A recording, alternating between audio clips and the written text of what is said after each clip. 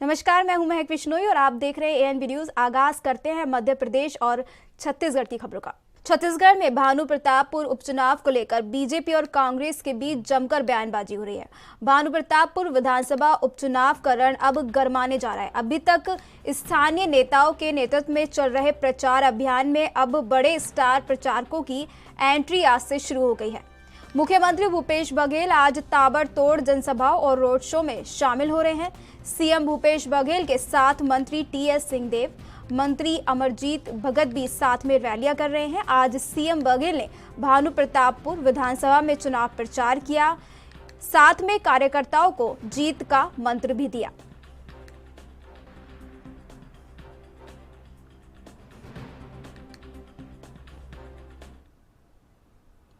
छत्तीसगढ़ के स्वास्थ्य मंत्री टीएस सिंहदेव ने भानु प्रतापपुर विधानसभा सीट पर कांग्रेस के काबिज होने का दावा किया है। उन्होंने कहा कि भानु प्रतापपुर विधानसभा सीट पर कांग्रेस के जीतने की संभावनाएं पूरी हैं। इसके साथ ही उन्होंने प्रदेश की स्वास्थ्य सुविधाओं को लेकर भी प्रतिक्रिया दी। इस दौरान उन्होंने क्या कुछ कहा, सुनाते हैं आपको। भानु प्रतापपुर में अभी चर्चा त्रिकोणीय सुनने में आ रही है।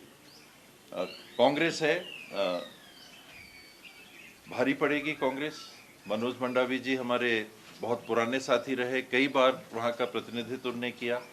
बहुत मानिंद नेता थे, बहुत मानिंद आदिवासी नेता थे और उनका धार्मिक भाव, उनकी मिलनसारिता, काम के लिए लगातार रहना, क्षेत्र के विकास के लिए काम करना और उनकी सहभागी बनके उनकी पत्नी भी उनका साथ लगातार देती थी।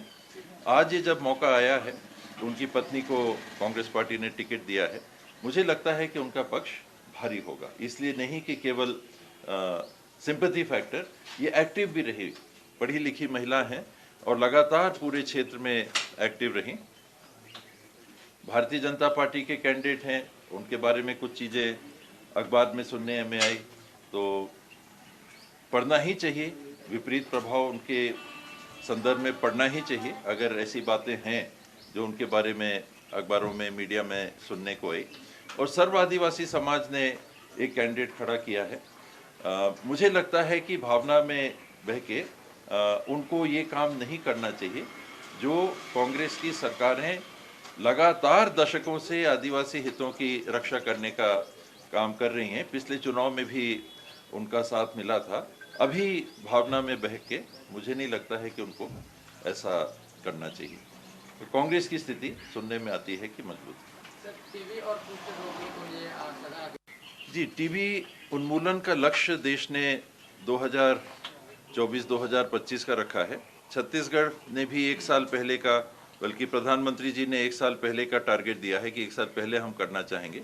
छत्तीसगढ़ में भी इस स्थिति में हमको तेजी लानी होगी, कुष्ठ उन्मूलन की दिशा में भी और टीबी उन्मूलन दिशा में भी काम चल रहा है, तेजी से चल रहा है और हम चाहेंगे कि बेहतर परिणाम आए।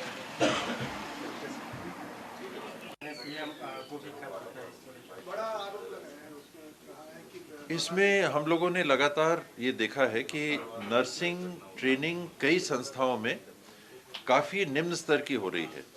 हम अस्पतालों में जाके जहाँ ट्रेनिंग ले रही हैं नर्सेज, हमारे सेक्रेटरी साहब भी स्वयं गए, मैंने भी कहा था कि आप भी जाके एक बार देखें कैसा हो रहा है। तो नर्सों को सुई लगाना तक नहीं आ रहा था जो ट्रेनिंग में बच्चे थे। तो अंधाधुंध केवल नर्सिंग कॉलेज खोलना और उसमें भर्ती करना, बच्चों की फीस लेना और फीस के बाद उनका एक तरफ सरप्लस हमारे पास नर्सेज हैं, नौकरियां हम उनको नहीं दे पा रहे, और दूसरी तरफ जहाँ जहाँ, हर नर्सिंग कॉलेज में ऐसा नहीं, पर जहाँ जहाँ स्तर कम है वहाँ एकदम क्वालिटी अगर हम खराब कर देते हैं तो नुकसान किसका होता है? तो जीवन मृत्यु से संघर्ष करने वाले लोग अस्पताल में जाते हैं, नर्स उनकी देखभाल करते हैं, वहाँ गुणवत्ता में समझौता करना पूरी तरह से अनुचित मैं मानता हूँ। तो जो मांग आई है कि प्रवेश के प्रतिशत को शून्य कर दिया जाए, ये मुझे उचित नहीं लगता कि शून्य कर दिया जाए। और हमारी जो स्थिति जो हम देख रहे हैं, खुद देख रहे हैं, आँख से देख रहे हैं, कल के दिन जवाबदारी कौन लेगा कि अगर ट्रेन नर्स नहीं है, मरीजों को ऐसी नर्सें उपचार कर रही हैं जो आँख से देखा है, हमने परीक्षण कराया है, जांच कराई है और पाया है कि ऐसी स्थिति है, तो वहाँ एकदम से नर्सिंग कॉलेजेस में भर्ती किसी तरह से हो जाए, उन संस्थाओं की हित पूर्ति हो जाए। केवल उस दबाव में शून्य कर देना प्रवेश के अंक को मैं उचित नहीं मानता। पहली प्राथमिकता हमारी छत्तीसगढ़ के नागरिकों को उच्चतम स्तर की स्वास्थ्य सेवा मिले, ये है। और उसके लिए जो हम व्यवस्था कर सकते हैं उस दिशा में सोच रहे हैं। आप देख रहे हैं इंजीनियरिंग कॉलेजेस में भी सीटें खाली रहती हैं। कारण क्या है कि अब इंजीनियरिंग में सैचुरेशन आ गया, नौकरी नहीं मिल रही। तो आप एकदम ही स्तर जीरो कर देंगे कि नहीं, आओ पैसे लगाओ, भर्ती करो, पढ़ो, और फिर भविष्य। तो दोनों चीज है, एक तरफ सैचुरेशन और दूसरी तरफ गुणवत्ता। मेरे लिए गुणवत्ता बहुत महत्वपूर्ण है। इसलिए हम लोगों ने एक न्यूनतम अंक रखे हैं जो 20 और 15। शून्य करने पे मेरी सहमति नहीं है। गुजरात में चुनाव प्रचार के दौरान कांग्रेस अध्यक्ष मल्लिकार्जुन खड़गे के प्रधानमंत्री नरेंद्र मोदी को रावण जैसा बताने पर भाजपा बुरी तरह भड़क गई है। जी हां, कांग्रेस राष्ट्रीय अध्यक्ष खड़गे के द्वारा पीएम मोदी को रावण कहने पर रायपुर के पूर्व मंत्री अजय चंद्राकर ने बयान दिया। साथ ही पत्रकारों से अन्य कई मुद्दों पर भी बात की। आज खड़गे जी ने माननीय प्रधानमंत्री जी को रावण कहा है। यदि राहुल गांधी या गांधी परिवार की आलोचना होती है तो छत्तीसगढ़ में मुकदमा दर्ज हो जाता है। क्या भूपेश बघेल जी खड़गे जी के ऊपर छत्तीसगढ़ में मुकदमा दर्ज करेंगे? या जैसे उन्होंने झारखंड पुलिस को तत्परता से बुलाया, मोहन मरकाम के विरुद्ध बाल संरक्षण आयोग ने जो संज्ञान लिया उस पर तो छत्तीसगढ़ पुलिस कोई कार्रवाई नहीं कर रही है। तो इस प्रकरण को भी, चूंकि छत्तीसगढ़ के भानु प्रताप उपचुनाव से जुड़ा है, इसलिए इस प्रकरण को भी क्या वो झारखंड पुलिस को देंगे? झारखंड पुलिस कार्रवाई करे मोहन मरकाम जी के ऊपर। तो चुनाव में जो निष्पक्षता होती है, इन सब घटनाक्रमों से साफ दिखता है कि पूर्वाग्रह से यह कांग्रेस काम कर रही है और कांग्रेस मुद्दा विहीन हो गई है। टीएस सिंहदेव के खिलाफ रोज चल रहा है। अभी तहसीलदार ने कमेटी बनाई है। बृहस्पति सिंह जी किसके इशारे पर बोलते हैं, किसके इशारे पर उन्होंने कहा कि मेरी हत्या हो जाएगी करके। तो ये जो चीजें हैं कांग्रेस के चरित्र, चाल, चेहरे के अनुरूप बयान है, उसमें कोई आश्चर्य नहीं है। और माननीय टीएस सिंहदेव जी अपमान सहने के लिए ही कांग्रेस में है। सज्जन ने मुझसे पूछा था, मैंने कहा भारतीय जनता पार्टी राम भगवान को ही नहीं, भारतीय संस्कृति की प्रवाह लगातार बनी रहे, देश दुनिया में हमारी संस्कृति को लोग जाने, पुनर्स्थापना हो और भूत में जो हमारा गौरव नष्ट हुआ है उसको फिर से बहाली हम करें। एक लोक कल्याणकारी राज्य के माध्यम से राम राज्य की स्थापना करें। पर सिर्फ भूपेश बघेल जी द्वारा मूर्ति लगा देने से राम राज्य नहीं आएगा। राम राज्य क्या होता है उसको रामचरितमानस के उत्तरकांड को थोड़ा कांग्रेसियों को पढ़ना चाहिए। उसको पढ़ने के बजाय वो लूट, हत्या, डकैती, बलात्कार, फिरौती, अवैध वसूली, कोयला चोरी, हीरा चोरी, खदान, रेत परिवहन, ये सब को राम राज्य मान लिए। राम राज्य में ऐसा नहीं था, वहां शेर बकरी एक साथ पानी पीते थे। वहां तो समय में वर्षा होती थी, कोई निरोग नहीं होता था, परस्पर प्रेम होता था। यहां कहां परस्पर प्रेम है? अभी बृहस्पति सिंह, टीएस सिंहदेव जी को देख लो, मुख्यमंत्री जी और सिंहदेव को ही देख लो। पहले अपने अंदर तो परस्पर प्रेम पैदा कर ले, फिर वो समाज में पैदा करें। राजनीतिक बयान है जबरदस्ती यदि उनके पास है तो ऐसे सिगोफेबाजी छोड़ के उनको नाम लेना चाहिए। मैं कह सकता हूं ना, ऐसे तो अमरजीत भगत जी ने मुझे मुद्दा दिया है बहुत सारा मुख्यमंत्री जी के खिलाफ, लोगों ने उनके खिलाफ फाइल दी है। कितना पैसा प्रति टन कस्टम बिलिंग का वसूल हो रहा है, एग्रीमेंट होने का कितना पैसा ले रहा है। तो ये बेसिर पैर की बातें हो जाएंगी। मेरे पास भी ऐसी सूचना है, कस्टम बिलिंग में कौन वसूली कर रहा है उसकी, तो उस पर कार्रवाई होगी क्या? बताइए, कौन मुख्यमंत्री जी के खिलाफ उन्होंने मुझे पेपर दिए? कांग्रेस के द्वारा प्रधानमंत्री पर दिए गए बयान को लेकर लगातार सियासत गर्माती जा रही है। वहीं भूपेश बघेल के बयान के बाद छत्तीसगढ़ के पूर्व सीएम रमन सिंह ने सीएम भूपेश पर निशाना साधा है। उन्होंने कहा कि आरोपी तो सीएम भूपेश हैं और प्रधानमंत्री के सम्मान की इतनी चिंता है तो अपने राष्ट्रीय अध्यक्ष के बयान पर माफी मांगे। फोटो पे आपत्ति जता रहे हैं कि ऐसे आरोप से घिरे लोग पीएम मोदी की छवि को नुकसान पहुंचा रहे हैं। आरोपी तो आप भी हैं दाऊ जी, भूपेश बघेल जी, आपके खिलाफ यानी अश्लील सीडी दिखाने का गंभीर आरोप जिसमें आपको गिरफ्तार भी किया गया, उसके बाद भी आपके फ़ोटो राहुल गांधी और सोनिया गांधी के साथ क्यों छपते हैं? प्रधानमंत्री के सम्मान की इतनी चिंता यदि आप कर रहे हैं तो सबसे पहले प्रधानमंत्री जी के सम्मान में एक मांग करना चाहिए। आपके राष्ट्रीय अध्यक्ष जी को जो बयान दिया है, उस राष्ट्रीय अध्यक्ष जी कांग्रेस के या राष्ट्रीय अध्यक्ष जी के बयान का आपको उनके खिलाफ पद से इस्तीफ़ा देने का मांग करना चाहिए। और मुझे लगता है कि दो तरफा बातें नहीं होनी चाहिए। यदि प्रधानमंत्री का सम्मान है तो उस सम्मान की रक्षा होनी चाहिए। भानुप्रतापपुर विधानसभा में होने वाले उपचुनाव के लिए बीजेपी ने पूर्व विधायक ब्रह्मानंद नेताम पर एक बार फिर से भरोसा जताया है। केंद्रीय चुनाव समिति ने ब्रह्मानंद के उम्मीदवारों की घोषणा कर दी है। वहीं उपचुनाव को लेकर ब्रह्मानंद लगातार चुनाव प्रचार कर रहे हैं। इसके साथ ही आदिवासियों के सम्मान और उनके आरक्षण का हक दिलाने के लिए सघन जनसंपर्क अभियान कर रहे हैं।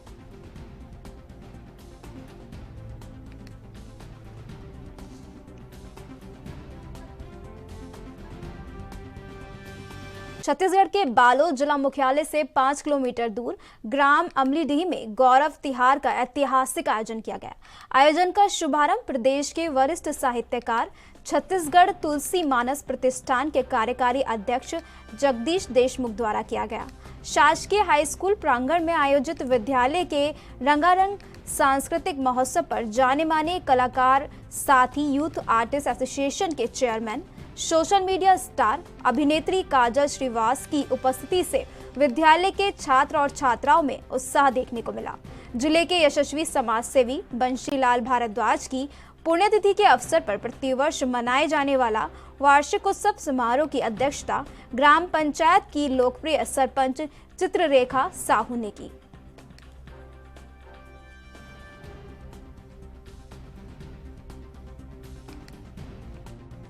जी, आज का कार्यक्रम जो है एक ऐसे शख्सियत है जिनके पुण्य प्रताप से शासकीय हाई स्कूल अमलीडीह जो है जिनका नामकरण हुआ है, वो शख्सियत का नाम है आदरणीय बंसीलाल जी भारद्वाज।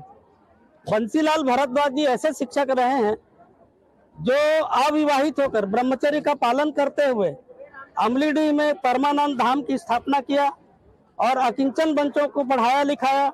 ऐसे क्षेत्र के बच्चे जो नक्सली क्षेत्र के बच्चे रहे हैं, जो गरीब थे, अनाथ थे, भूखे थे, उनका संरक्षण और संवर्धन करके उन्होंने शिक्षा का दान किया। उसने शिक्षा के क्षेत्र में आगे बढ़ाया। न केवल शिक्षा बल्कि उन्होंने लोक सेवा, लोक संस्कृति, लोक कला के उत्थान के लिए भी उन्होंने कार्य किया और धार्मिक और आध्यात्मिक क्षेत्रों में भी बच्चों को आगे बढ़ाया। बलौदाबाजार के एक शादी भवन में हो रहे शादी समारोह कार्यक्रम में घरवालों और बारातियों के बीच विवाद हो गया। इस बवाल में लाठी और डंडों का भी उपयोग कर मारपीट की गई, जिसमें एक व्यक्ति की मौत हो गई। घटना के बाद सिटी कोतवाली पुलिस ने आरोपियों के खिलाफ अपराध दर्ज कर लिया। इस मामले में फिलहाल 14 लोगों को हिरासत में ले लिया गया है।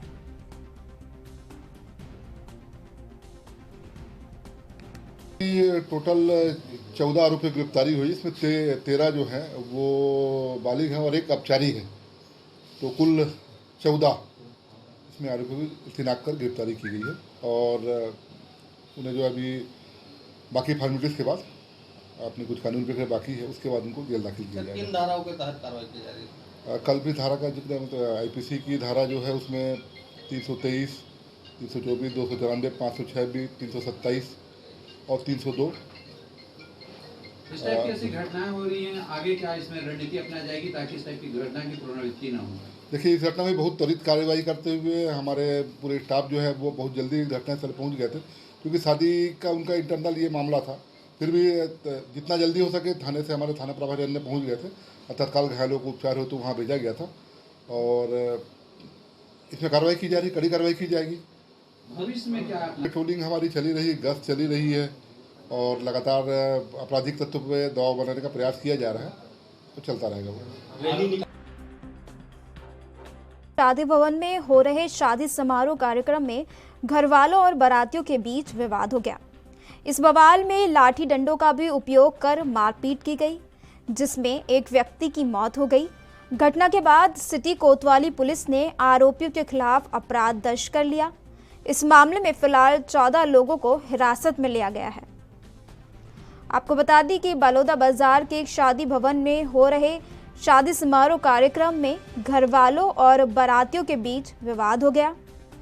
इस बवाल में लाठी डंडों का उपयोग कर मारपीट की गई। इस दौरान एक व्यक्ति की मौत हो गई। घटना के बाद सिटी कोतवाली पुलिस ने आरोपियों के खिलाफ अपराध दर्ज कर लिया। फिलहाल इस मामले में 14 लोगों को हिरासत में ले लिया गया है।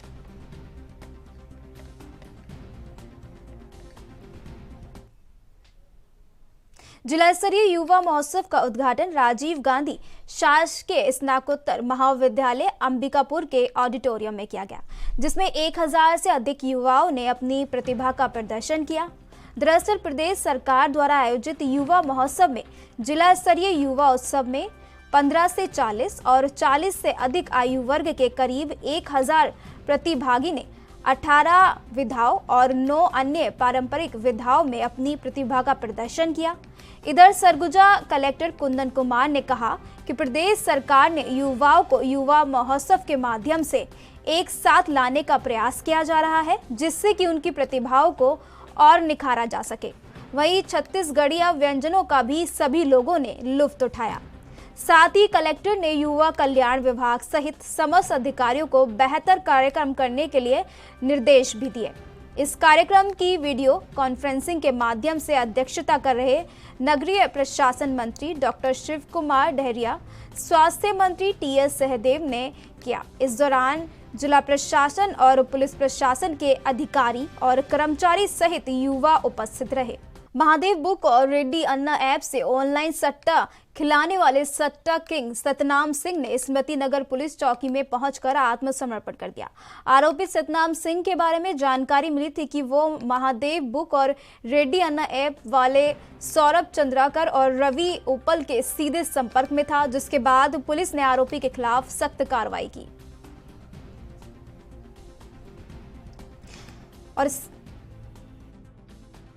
और इसके बाद नजर डालते हैं अगली खबर पर। सूरजपुर में अंबिकापुर से पिकनिक मनाने आए 4 दोस्तों में से एक दोस्त की मौत हो गई।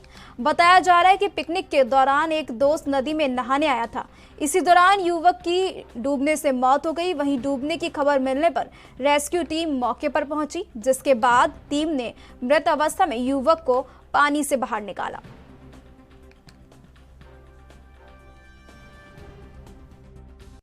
ओरगी थाना अंतर्गत लफरी घाट पिकनिक स्पॉट है, जहां पर कल अंबिकापुर के 4 जवान पिकनिक मनाने गए थे।